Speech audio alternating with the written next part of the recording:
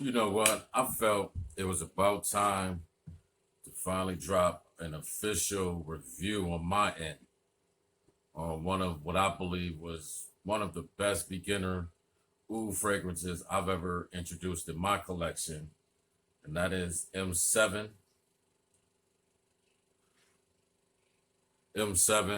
from Yves Saint Laurent.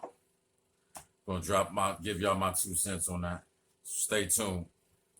Intro.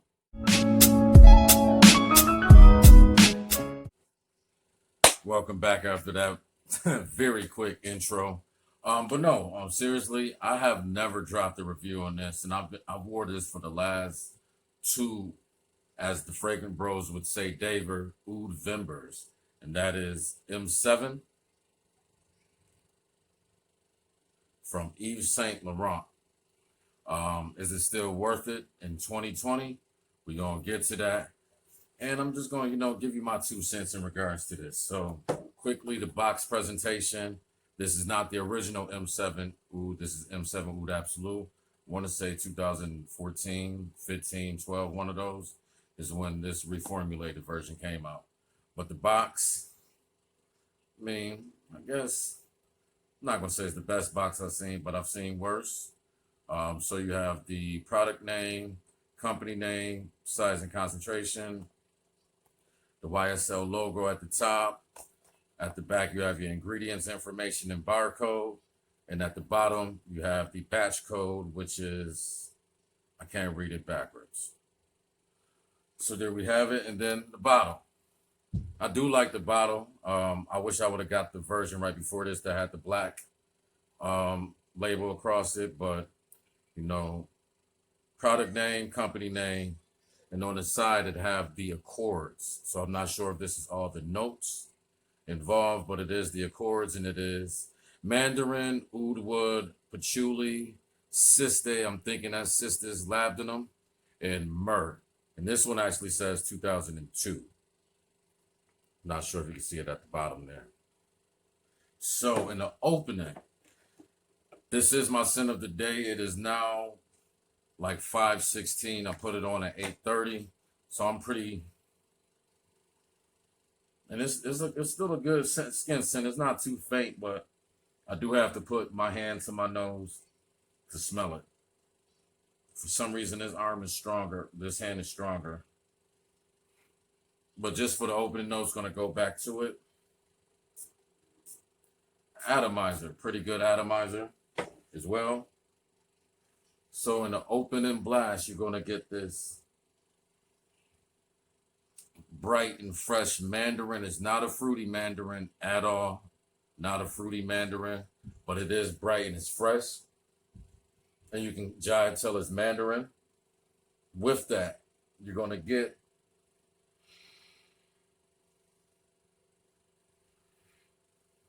now my skin is a little bit different than off of paper. I'm gonna put it on paper as well. I do want to inform you that on paper and off skin, two totally different animals.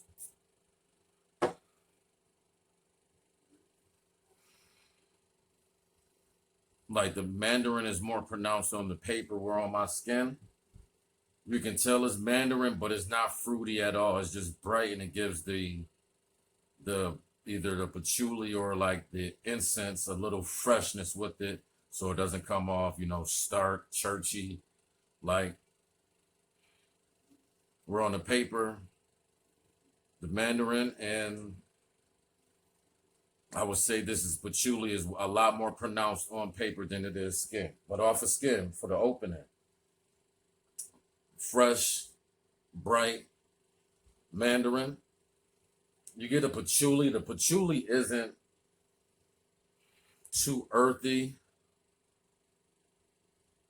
You get a little bit of the earthiness, a little soilness, but that's really more tamed by what I'm going to say is the myrrh note with this. With this fragrance, for me, my few times wearing it, it's not the most complex. I mean, it's not totally linear, but it's more linear than it is complex, because the open and blast, you can kind of tell what you're going to get, especially when you smell the dry down. Dry down is here. Now the opening blast, the Mandarin, funnily, just because I guess since it's not fruity and it was a little bit heavier Mandarin, the Mandarin actually stays for a long while or a lot of the life of this fragrance or the longevity. Like up here, I still get the Mandarin keeping it fresh and not just having it go into just being just like dark or too dense. But the middle of it, when I got to hour 3 and 4, looking at my notes, the Mandarin was still there. The woods is like a sweet. It's the Mandarin combined with the oud, I should say, it gives me like a little. It's not sugary sweet, but it's a tad bit of sweet with the Mandarin combined with the. They say it's oud wood. It just it kind of smells like a semi-sweet cherry wood off my skin. Like part of the mid beginning of dry down gave me vibes of the Banana Republic Black Walnut without the cognac, without the tobacco. Just if you were just to take the woods and the underlying sweetness from it, it kind of reminded me of that.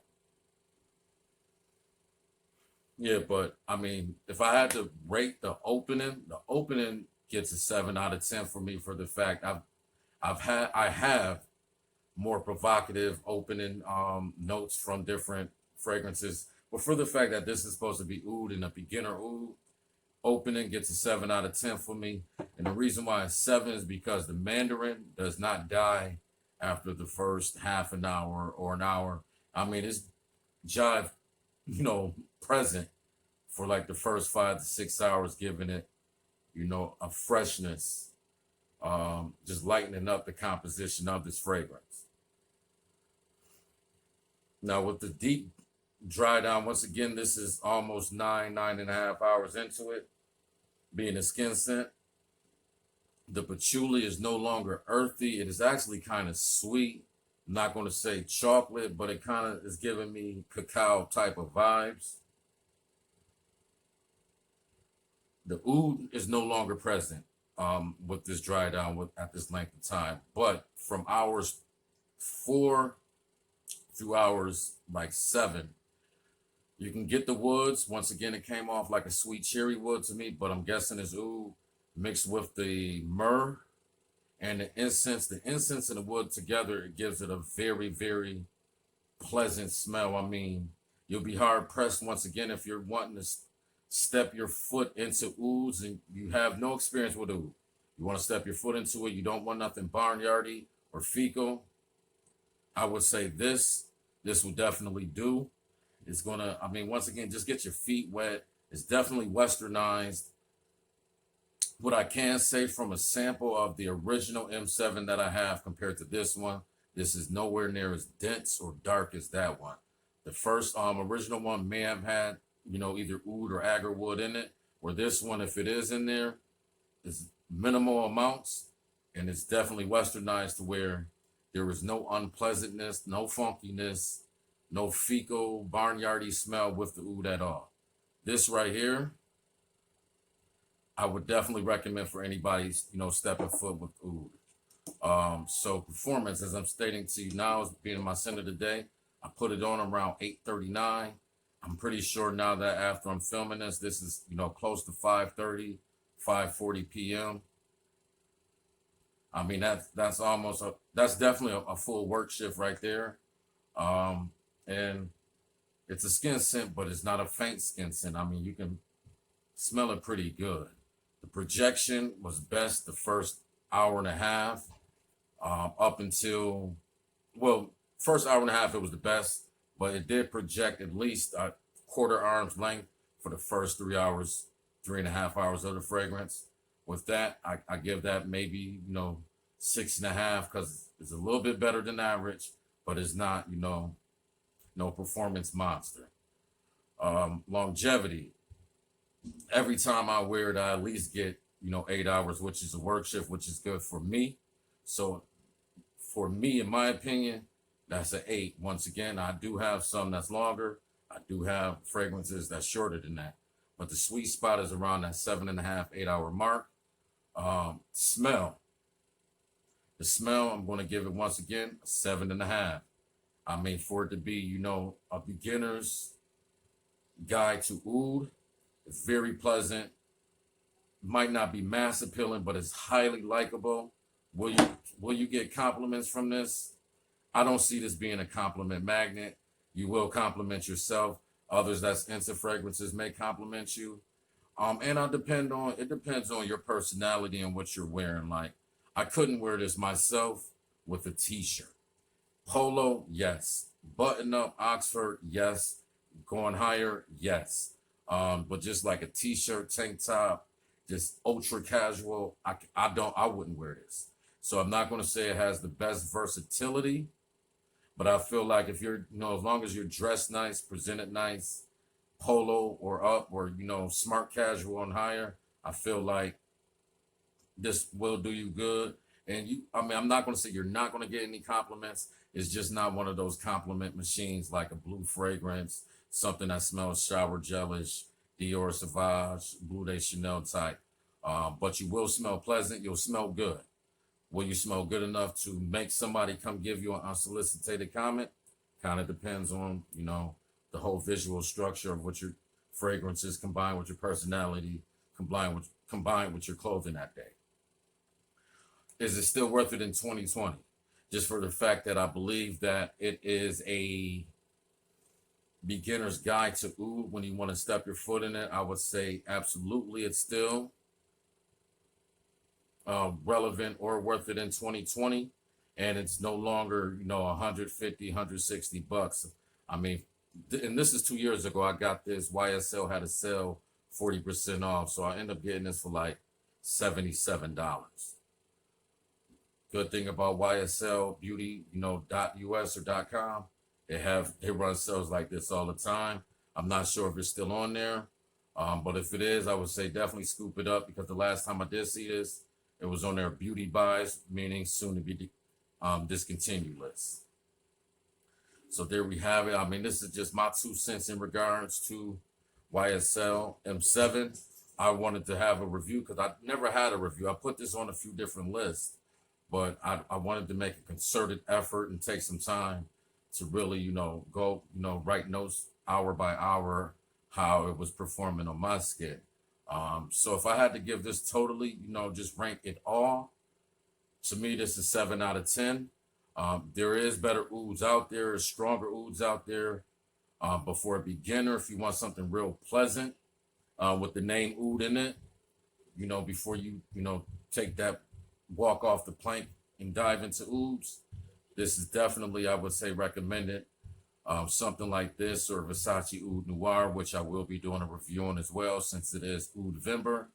I would suggest this first, those two first, before you start getting into stronger, more pungent ouds. So there we have it. Put down in the comments if you have this and how you feel about it. I like reading the comments. I like, interacting with people, who do take the time to type down a comment in my videos. I will always interact with you. It might not be the first 5 minutes, but I'll get there before I get to the next video. So comment if you have this, if you like it, if you don't like it, or if you know where it's located at now, to help other, viewers who may want to buy a bottle at some point in time in the near future. Please like the video. It's free, and it helps, YouTube to promote my videos a little bit more. And also, don't forget to subscribe. Most importantly, you're only helping the channel to grow. It's free, and I don't want your friends thinking y'all haters because y'all not subscribed. Until the next video, let's grow and evolve together. And this book of life turns to the Paige of Stylez. Y'all be blessed and walk in peace.